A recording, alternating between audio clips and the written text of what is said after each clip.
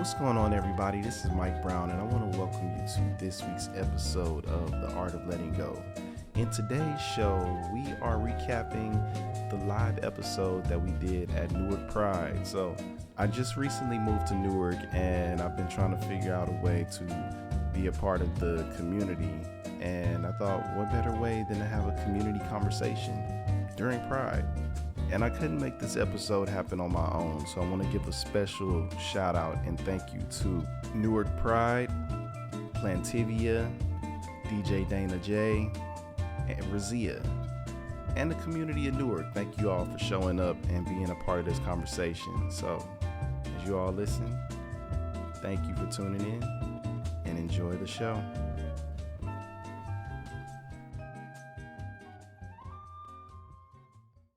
How y'all doing tonight? Happy Pride.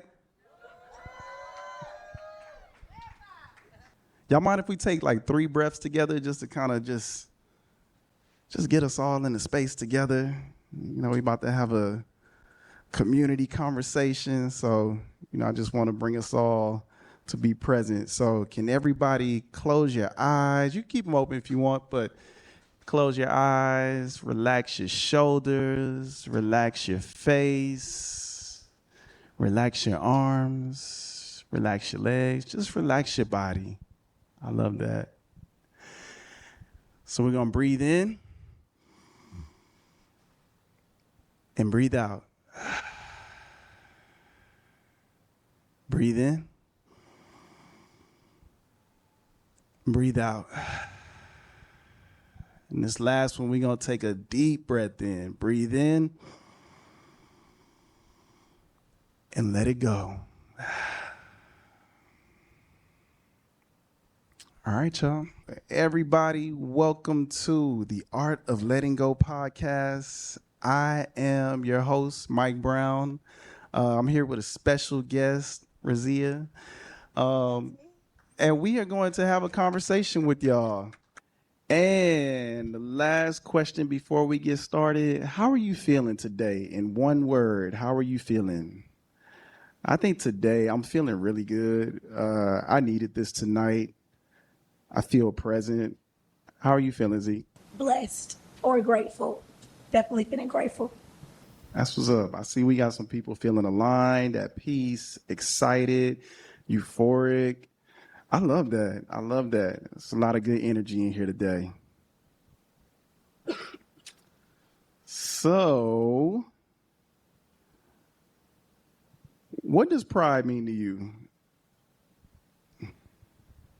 Well, being unapologetic, honestly, being myself comfortably in any space that I take up, and being comfortable representing myself, my sexuality, and being unapologetic about it.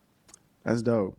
That's really dope. And I feel the same. I think when I first came out, yes, y'all can clap. Yeah. I think when I first came out, Pride just felt like a party, a celebration. And I didn't really understand that, there was history behind it. So for me, as I've grown and matured, like it really feels the same of just being unapologetically me, like really showing up in the world as my full self and not being afraid to do that. Because we can admit sometimes it's a little scary to put yourself out there. And I think it's something that I struggle with a lot. So anytime I do embody that spirit, I'm like, yes, this is pride. That's what that means to me. So, yeah. So we're here to talk about relationships. And the definition of a relationship is the way in which 2 or more people or groups regard and behave towards each other. So we're going to look at platonic relationships, romantic relationships, and the most important relationship, that relationship with yourself. What are some examples of healthy queer relationships? And it could be any type. Do you have any? I've had my fair share of unhealthy relationships, but I would say friendship amongst any, the friends that I have that are in the queer space help me be unapologetic, like we spoke about before. So it's a very important relationship.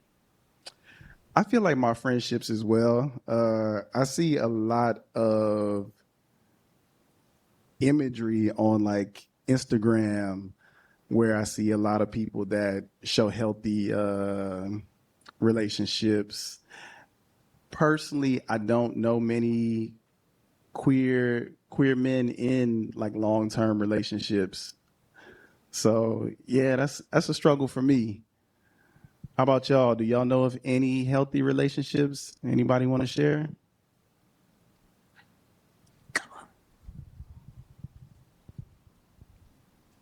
So I have one. It's my mentor, Britt Harley, who's also a creative here in Newark with Tasha Grant. They are absolutely amazing. They're both artists, and they give each other the space and time to really be themselves. But also, when they come together, they're very present with one another. So that's one thing I really appreciate. That I have a mentor to show me those things.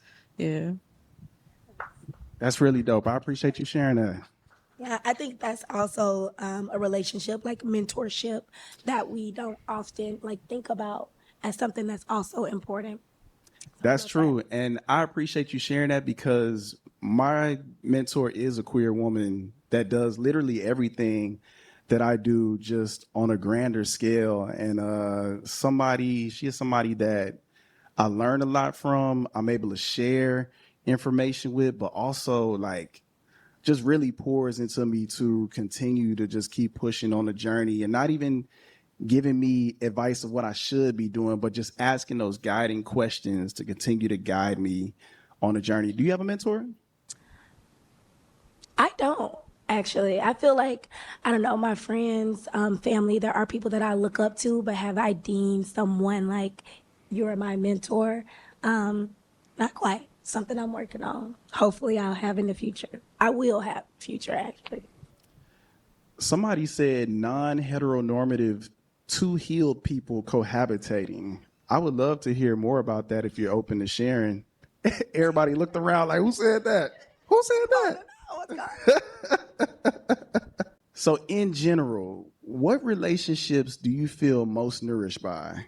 I would have to say in this current time, friendship. Okay. Friendship. I'm happily happily single. You know, we wouldn't mind, but right now, friendship and platonic relationships have taken up a lot of space and showed me love where I haven't been able to find it in romantic relationships. That's really dope. I think for me, it's probably equal across the board, but in different ways with romantic, friendship, and family. Like, I think this is probably the healthiest version of all of those relationships for me. Um, that's not to say in other lives that they have not, you All know, their ups and downs. yeah, for sure. So this is probably like the healthiest version of that for me. Somebody selected other. Would you like to share on that? So, when I was thinking of relationships, I was also thinking of what relationship do we share with the land that we're currently on. And I was just talking to my students today. I am a seventh grade ELA teacher as well as an eighth grade ELA teacher. And I was talking to the children about one of the books we're reading, and we are on Lenape-Hoking. We are also on the land of formerly enslaved peoples who, without their labor and, on this land that we as Black and Brown people wouldn't have or be able to exist here in peace. And I think a lot about that as a queer, Black, trans person, non-binary person who is also an earth worker, educator, and performance artist. Like, what does all that encompass as we strengthen our relationship with the land so we could strengthen our relationship with others? Hi, my name is Valencia. I say oneself because you have to know yourself first before you can share yourself with anyone else. I mean, you can put up a front and say, oh, this is who I am to everyone else. But when you go home and close some doors at night, who are you when you look in the mirror? You know what I mean? What values do you have? You know, what do you believe in? You know, what do you see for the future for yourself? Are you taking care of yourself? And I mean mentally, spiritually, physically, you know? And I say all that because I had to discover myself all over again. And I say that because I lost my cousin in 2003. Right there on Border Market. She was stabbed because we were gay and we told a guy no. She died in my arms, and it changed me, like the person that I was completely. So me living for about 20 years, I couldn't really figure it out, without my cousin, because this was another queer, mass presenting lesbian just like myself. And this was my best friend. This was my twin. We basically shared a birthday, literally. And all the dreams that we, set forth were just crushed in just one night of a word of a no. And honestly, I'm glad to see everyone here tonight, like really, because if it wasn't for that, that happened, who's to say if this would be going on right now? Who's to say no, we have a pride right now, because it started because of that incident. And to be here 19 years later and to see people of all spaces, of all colors coming together and to be happily out without that fear that I had to live through. I love it. I love it. I mean, please give yourselves a hand, first and foremost, but learning oneself, because I can't be the healthiest person to give anyone if I can't get myself right. You can't give yourself to anyone. You can, but is it the best version of yourself within yourself? Because you can give everyone what they want and what they need to fulfill their needs, but are you fulfilling the needs of yourself? Are you paying attention to what you need? Are you adhering to yourself as much as you're nurturing and loving everyone else around you? They say you can't fill another cup with yours empty. I mean, it's true, but it's also a lie, because you can also steal from other cups that is not yours to fill someone else's. But it's best to fill from your cup when it's full, because you're at one with yourself. That's all I wanted to say. Yes. I appreciate it. Thank you for sharing. And can you also please share your cousin's name? Because I know, like I said, Pride is about history. And like you said, there would not be a Newark Pride without her. So can you please share her name? And anytime, if you get a chance to look on your phone, just type in Sakia Gunn, SAKIA GUNN. And she has a Wikipedia page. Everything will pop up. She actually has a documentary on what happened that Chaz Barack did, and is actually a requirement at Rutgers University for certain courses to for you to actually pass. You have to watch this film and give a dissertation on it and everything. Enjoy the Art of Letting Go podcast? Head over to wherever you get your podcasts and check out Chrysalis Collective, the podcast. Join me, Savannah Taylor, and my co-host, Alexis Ramirez, as each week we talk about spirituality, womb wellness, and holistic healing. Join us today on this collective journey of healing, liberation, and self-love. All right, y'all. So, which relationships do you put the most energy into?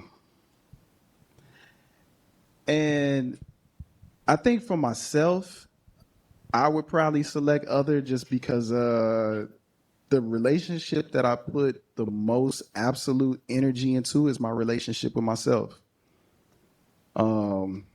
Because I know that if I'm not healthy, then none of those other relationships will be healthy. So I really have to take care of myself in order to be healthy in those relationships. I'm just going to be real transparent. I think I'm at a place where I'm trying to get to that point, and really focusing on myself and understanding what that looks like without outside interactions, without outside opinions.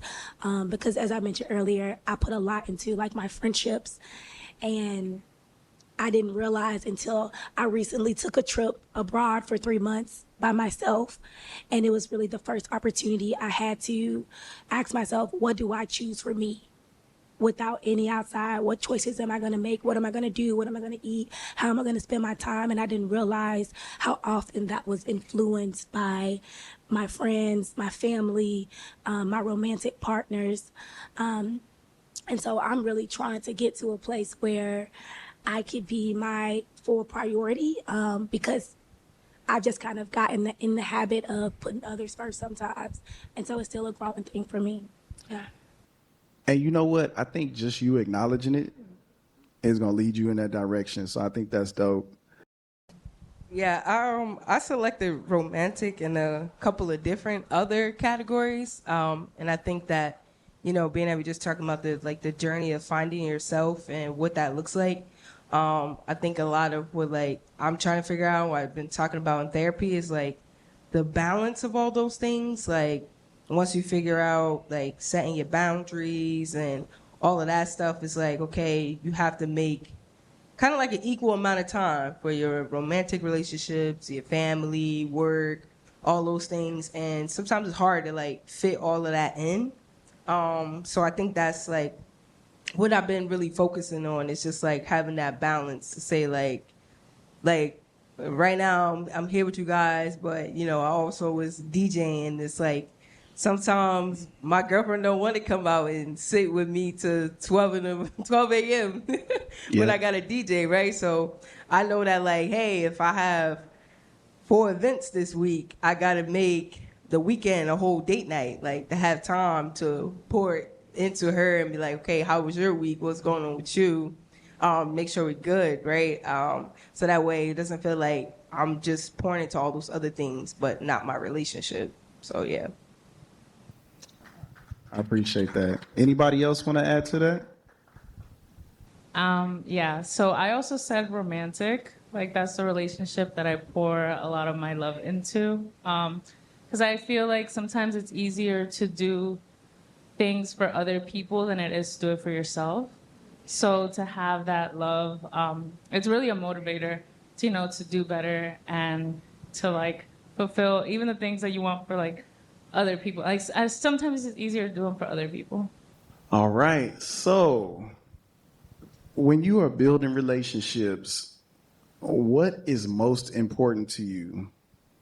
Is it social status? Is it attractiveness? Gender, sexual identity, mutual interests, proximity?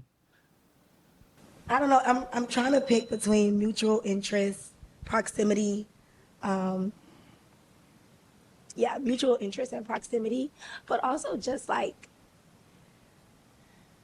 I like to consider just a natural balance where we kind of naturally complement each other.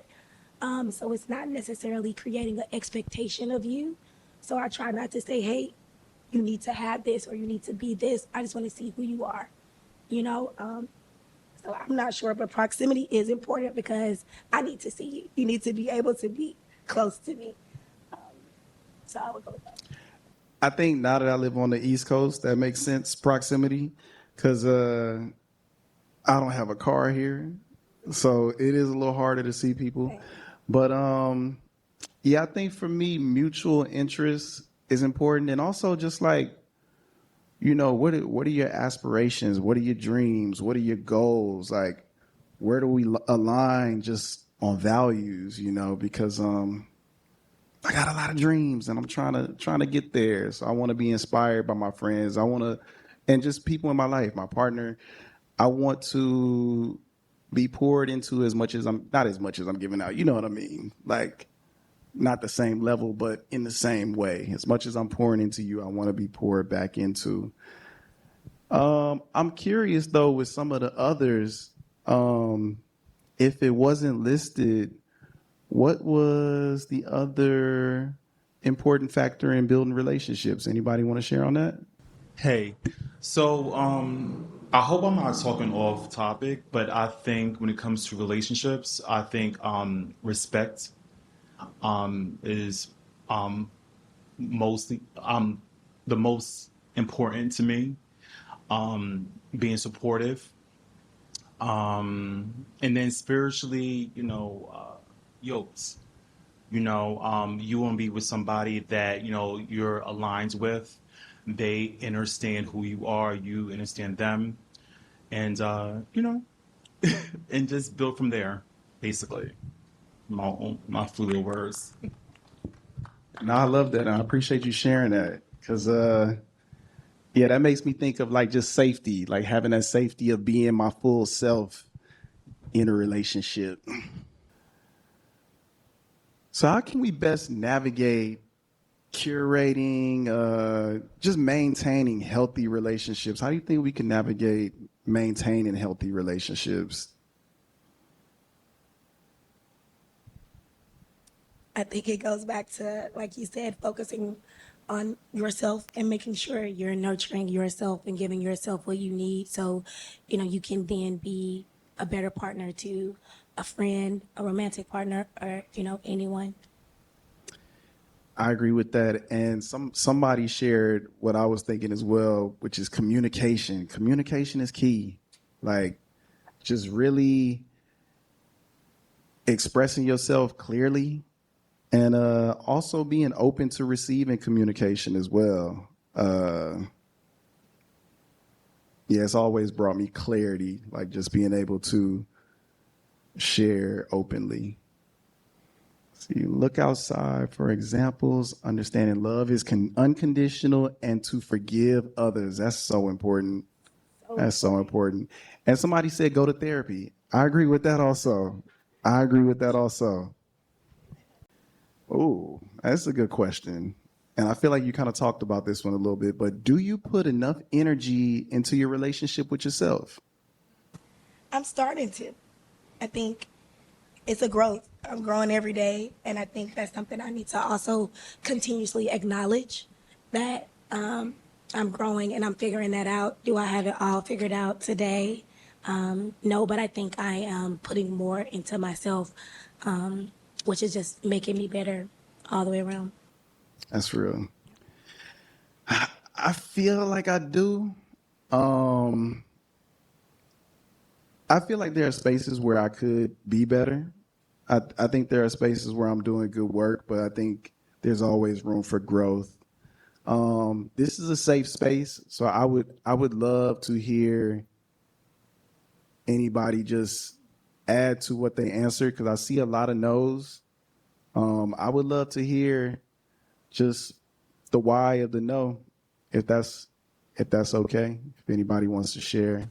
I put no because I think for a long time I thought like being good to myself and taking care of myself was being hard on myself, like really pushing myself for the things that I want. And I didn't realize that like real self-love is rooted in grace and like just giving myself the space to experience things and not try to rush past them because I'm trying to get to a goal or do something. Self-love and success for me always felt was always in work and in how I present in the world, but I wasn't really paying attention to how I was feeling. So I'm getting there, but I definitely had to acknowledge that I had some work to do to be able to get there.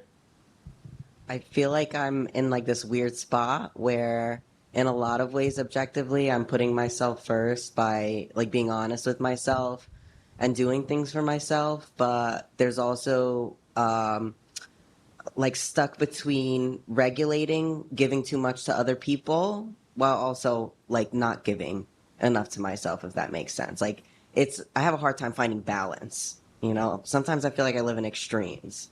But I think right now I'm at a point in my life where I can communicate with myself and know what I want and what I need. It's just a matter of actually getting there and not putting it off for other people, How can we nurture our relationship with ourselves? How can we build healthier habits?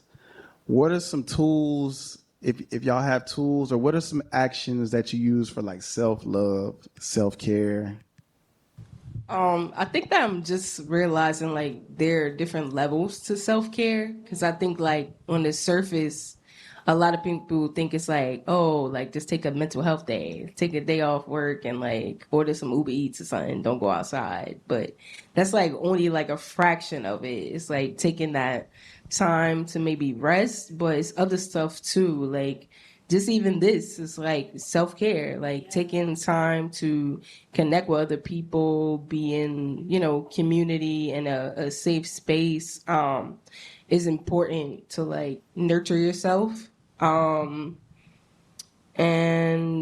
even just like other activities, like ever since I like had that conversation in therapy to figure out like what self-care looks like for me, I make sure I get monthly massages now. Like that's my day for myself. book my massage, and sometimes after I might just like chill with myself, like go to the movies or go get something to eat, whatever. Just take the time to like be alone and reset. So yeah, I feel like self-care looks different for everybody. And I feel like you just kind of sometimes got to create that space like within your house too, or like whatever your living situation may be, just like creating a space that just kind of feels safe. And that could be a lot of different things, whether it's like just taking a corner where you meditate or you listen to music, or even if it's not music, like listening to affirmations, or even if you just want to listen to something that's like a little bit more spiritual, something like that, just taking that time can also be self-care as well. I appreciate that. Yeah, I agree. I did yoga on Sunday, and after I did it, like that feeling of just like they call it yoga drunk.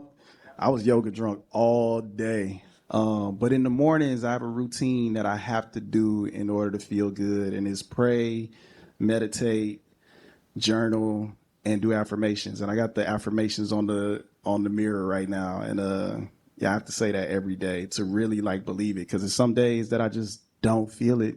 So I need those reminders. I was just thinking, I really agree with what you said, because I think self-care has become consumerized and everybody feel like it has to be this big thing. But sometimes it can literally be just the small things, the routines that you create, you choosing to go to sleep instead of staying up, you choosing to cook yourself food. It can really be those simple things. And I think that's what it is for me, creating routine with simple things that create order in my life, for me. Somebody put sleep down, and I agree with that. Like just taking time to rest, sometimes just taking time to do nothing. Me and my partner just bought a video game, and I haven't played video games in God knows how long, but sometimes just to see him play the game and enjoy it because we are so busy, it's really dope to see it. And it does look and feel like self-care, just taking time to just be. So, in terms of self care, and hi, Audrey Torres, happy to be here. I feel like I've been on a journey of centering myself to the point where I need to identify how to regulate my emotions. So I created a chart where when I start having specific habits that are like, how are you acting in this moment? Are you being vindictive? Are you lashing out at people? And like the chart is kind of segmented into 4 quadrants, and I keep it in a central place in my home. And I'm like, okay, I have to check in with myself. I'm like, okay, when I'm feeling these types of adjectives, what do you need to do? Oh, you need to go back to your meditation in the morning, and you need to go back to your affirmations and get back on that 5 a.m. waking up, talking to spirit and like getting back into the realm. But then it's like, okay, you could do that for X amount of days, but then it's like, all right, I just want to be out here. I want to not be in my habits. And then what? It's gotten to the point where it always brings me back into those habits that keep me moving forward, those self-care habits. And having that chart has been something that has helped me just continue to be a better person, be a better friend, be a better sister, lover, everything. And it's just something I wanted to share as far as just getting on the self-care journey. And as we center relationships, our relationship with ourselves, we can't be happy if we're not with other people if we're not happy with our own self. I appreciate you sharing that. And that chart sounds really dope. I appreciate that. To make me a chart. All right. So this question felt very important to me because as we do create spaces like this, like I want these spaces to grow. So I just wanted to know, how can we create more inclusive and supportive spaces for Black queer people? Like what actions can we take to create safety for each other? Because, it's not really a whole lot of spaces for us. And even some of the spaces that we do have can feel like, a lot of times I do feel othered in spaces.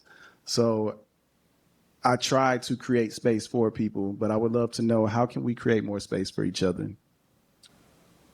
I think for me personally, it's, being a part of my community and, advocating for people where I can and joining organizations like Newark Pride so we can create these spaces, so we can have these conversations. And also just being loving as an individual every day, giving people respect, giving people love, because I think if you give everyone the same type of love, that creates a community or a space where everybody feels loved and accepted. And so just being more loving in my daily actions, and welcoming to people, just saying, hey, when I walk down the street, just keeping a smile on my face, just because you never know how far that'll go for someone and I create feel that. comfortability. Somebody said create the space, show yourself, and support the younger generation. I really appreciate hearing that right now because that is really how I'm trying to live my life. I'm trying to put myself out there because I didn't have a version of me growing up. I didn't see myself in queer media. So that is why I do show up and show out every time I'm up here. But Yes, you do. intentional and honestly do the work to ensure that you're in the mix or know of developing identities, theories, advocacies, and relationships. That's powerful. That's powerful. And I love that everybody is saying showing up. Like, this is important. I really do appreciate y'all being here because, yeah, like I said, I didn't have these spaces. And even just last month we did this and it was maybe like 4 or 5 people that showed up. So it's nice to see like the group just continuously growing. So thank y'all. Thank you. All right. So I had a couple of listener questions. I put it out on Instagram that I would be having this conversation and some people sent in some questions. So I would love if y'all share with the listeners some answers to these. So somebody asked, actually Jameson C asked, what does pride mean for Black folks who come out later in life? I don't know how late is late. I guess it's never too late to come out. I came out at 26. And initially it was a little hard. It was a little hard because it took a long time for me to even accept being queer. I've gone through like the cycle of what word do I want to identify. Like I used to, when I first came out, I identified as gay. Gay for me personally, and this is like no disrespect to anybody that identifies gay, but it felt very whitewashed in the spaces that I was in. I lived in Los Angeles, and I just didn't connect to the word at that time. And I tried out same gender loving. That spoke to me a little more because, I do value people more than just sex. And also, yeah, queerness really spoke to me just because queerness feels like it just feels like such a broad spectrum that it feels like more than just sexuality. Like, I think just how I carry myself, everything about me, it feels queer. Like I feel just as much of my masculine as I do my feminine. Yeah. Okay, hi. First of all, my name is Gail, and I am Sakia's aunt, but Valencia is my daughter. Oops. I knew I liked little girls when I was 8. Who could I tell? My mother would have me in in therapy, psychologist and all of that, straitjacket or whatever, whatever. One time, I remember when I was 8 and my sister, who was my ace boom boom, 2 years younger than me, we were playing in the dirt. And I had never told nobody, right? And I remember when I was 8 and I said, you know what, Terry? I like girls the way boys like girls. She said, yeah, I know. And we just kept on playing. It was like, she's like, yeah, I know. Now, the thing about that was that at that time, she was the one always in the front running out in the streets. We could do that. They didn't snatch kids like they do now and everything. And we can go out and play on Saturdays and not come back till the lights come on, whatever. She would climb the roofs and get her knees all banged up, get caught. I'd be right behind her. But I had on the skirts and the long hair, and get just as banged up as her. But they would say, you see that one? That one gonna be a bull dagger, because that's the word they use for the AG. You know, that's what they used. And you never judge a book by its cover, because I was the one that liked your sister. Okay? I wasn't ashamed of what I liked. I knew it wasn't right, but I was like, I can't, you know. And then I also thought one day when I was 15, hey, if you drop dead today, that's it. Your line is like done. I have no brothers. My mother had 6 girls. I was the oldest. And I said, that's okay. God, I know you're going to get me some kids. I know you're going to get me some kids. I wanted to maybe have at least one of my own, but I didn't just want to, you know, have sex with any of the guys I was hanging out with, because I ain't had no brothers. I didn't just want to have a kid and that kid just father on the birth certificate. I wanted to be someone who the kid could call daddy for real. That's a special thing, you know? And I did. Then I didn't have no female interactions or nothing. Went on to have my children. Now, the thing about it was that when my daughter Valencia, who was here, when she was 10, and she came home one day and told me she was gay, and I was like, yeah, and that was it. I was like, yeah, and why? Because I had already raised my son, who was now my daughter, right? And that child is like almost 10 years older than Valencia. So my job wasn't to raise the kid any different than a mother would raise a child, because you have to give that child that security and love in the house, so when they step across your threshold, they know they got that love and security right there, because out in the streets, nobody don't give a shit about them. My job was to be the mother. So when I came out, Valencia, I didn't like come out. Valencia caught me kissing my lover. She was 11, but at 10 she told me she was gay. I was like, yeah, and you know, and my job is to be the mother. That's why I'm getting ready to go on the circuit to talk to a lot of these parents who have their children and really don't know how to deal with it. You know, that child is not going to grow up to ask you to go to bed. That child's looking for a mother or a father, that or whatever the family consists of. You know, sometimes it's a grandmother. So no matter how old you are, when they say so-called come out from where? You was already here.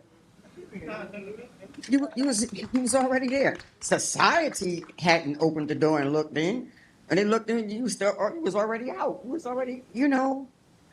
But I wish I could have lived my life the way I see everybody now living their life, so open and gay. Oh, it's a kiki for me. I'm just enjoying it, you know, and that's why I'm glad to see all of this. You know, all of this. Thank you, Miss Audrey, for everything. I love you.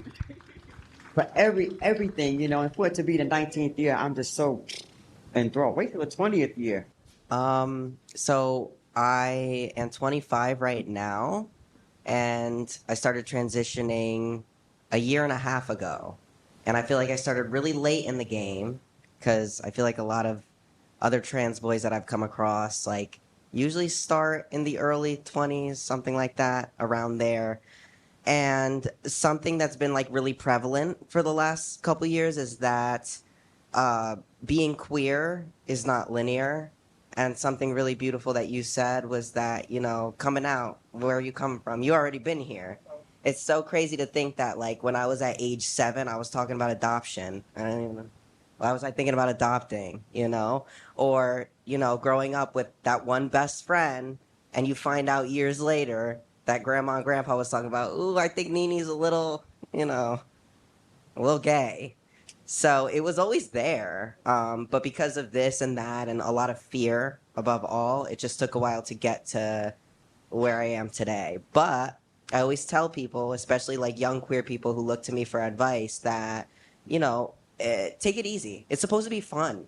Above everything, you know, I think it's supposed to be really, really fun. So wherever your journey leads you, if that's taking testosterone at age 25 or 30 or never, or, you know, identifying however you feel fit to identify, that's what matters the most. And having fun along the way. Regardless, you're here, you've always been here, who you are. It's just how you want to move in life. And so long as you do good and you be good, you know? Thank you for sharing that. Yeah. And I think we have one more question before we close out. And I did not have an answer for this one, but an anonymous Instagram user asked, what should you do when you think your parents are queer, but they never admit it? You want to answer that one? How did I feel? How did I feel when she wouldn't admit it? Okay, so the story goes, I had came out to my mother at 10 years old, right? Okay, that was 97. By 98, 99, 98, I walks in to my mother's bedroom. I opened the door. I was coming to say something, whatever the fuck I was coming to say, but I walk in, and she's up against the wall, kissing. I don't know what I thought it was, but just kissing this was supposed to be a lady. And I'm like, are you fucking kidding me? Oh hell no, I'm out of here. Now, mind you, I have a gay sister. Well, I have a brother who's now my sister. I have been for about like 18 years, like fully. I'm gay. But I had asked my mother, are you gay? And she looked me straight in the face with the most utmost, like, convincing, trying to say some shit like, no, I'm gay. I'm gay every day. I'm happy every day. I said, oh, see, you bullshitting me. I got up, I packed my shit, whatever I should have thought I had at the time. Mind you, I was 12. And she said, well, I'm gonna walk you to your father's house. So while we walking, before we get to the corner, I thought about it, and I stopped, and my mother kept walking, and she thought something was wrong. She turned around and she said, what's wrong? And I broke down crying because I was like, how could I judge you when you didn't judge me? When I came out to you and I was bawling my damn eyes out and was like, I like girls. I knew since I was 3. When I finally came out, I thought it was going to be a problem because there was already one gay child in the family. And I'm the only daughter at the time. I'm thinking everybody's going to flip the fuck out. And I told her, I like women. I like girls. And she was like, okay, and so when I thought about that, I wrote down and I was like, I'm not going to leave. I love you, but I'm disappointed that you lied. It was the lying because I've been so truthful with myself to you and open enough to be honest with you that you felt as though you had to lie to me, of all people, about your sexuality. As everyone gets older, I pledge y'all to be open with your kids, please. No matter how hard it be, please be open with your kids. Thank you guys, because your mom, right before you came in, your mom was so transparent about how she felt and everything, the hurt that she felt when she did lie to you. We don't know at what point she lied to you, but we do know that she just talked about that. And for you to say that and to share that, that's beautiful. Forgive your mom. Like, I know you did. It's lovely. And I'm glad you guys are talking about it because I have a 15-year-old and she came out to me. I'm not. I am just who I am, just as everyone else. She said, Mom, I like girls. I said, okay. And that's what you're supposed to say because everybody, we are here to be who we are. And if you don't be who you are, they just said be. And I want everyone to continue to just be. And if you do that at the end of the day and be happy and be nice and be at peace, you guys will work. Everything is going to work. As you know, just be and be happy, be nice, look good the way that y'all do, take care of yourself and be nice to people. And you will be happy. And thank you for being transparent. And Mom, I love you for your transparency. Yes, thank you so much. Thank you for sharing that. That feels like the perfect way to close out. Thank y'all so much for being here. Thank y'all for being a part of this live episode, but just also your contributions to this conversation. This was beautiful. It felt healthy. And let's keep it going. Let's continue to have these conversations outside of this space, continue to support each other. Happy Pride, everybody. I guess we'll all see each other Sunday at the parade. Sunday? What time does it start? It starts at 12. So yes. Thank y'all for being a part of the Art of Letting Go. And I guess now Yes. Thank you so much for tuning into this week's episode of The Art of Letting Go. If you like what you heard, please be sure to subscribe to the podcast wherever you listen to podcasts. Also, don't forget we're on YouTube. If you want to further support the podcast, please sign up for our Patreon. It's free, but we give exclusive content there, as well as our newsletters through Substack. Make sure you sign up for that as well. And we will be on tour this fall. We are working out the dates right now, and we will share those pretty soon. If we are not coming to your city, if you want us to come to your city, let us know. We'll figure it out. But thank you, everybody, for tuning in to this week's episode of The Art of Letting Go. Peace.